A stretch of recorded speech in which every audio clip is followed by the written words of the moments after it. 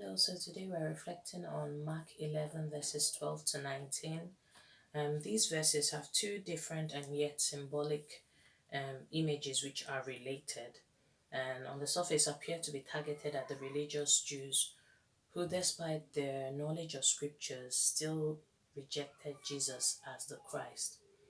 But we see Jesus with his disciples in the passage, and as such, the lessons he taught them through these images are lessons for us today as present day disciples of Christ, which are to guard against hypocrisy and to value communion and intimacy with the Father above everything else.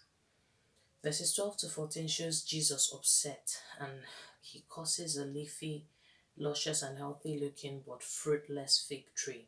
Even though the passage says that it was not yet the season for figs, an interesting fact about figs is that they would naturally grow their fruits before their leaves open up. So this was a tree with full of leaves, gave the promise of fruitfulness, but its appearance was deceptive. So it was a mass of pretentious foliage, as one writer put it.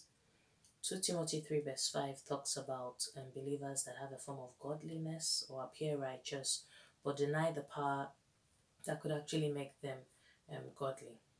And then we move on to verses 15 and 16, where Jesus is upset again at the temple and rebukes people that were misusing and commercializing, the temple, which should be a house of prayer for all nations, where people should come and commune or communicate with the Father, and get passionate about his kingdom agenda, get empowered to serve the world and the nations around them.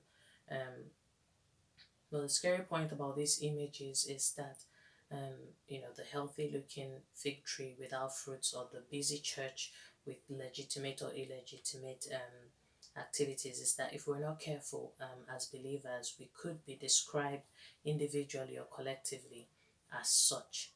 So let's be those that guard against all forms of hypocrisy, bearing good fruit in season and out of season, every season as God expects of us. And let's be those that value communion and intimacy with the Father and his presence above everything else. Have a blessed day.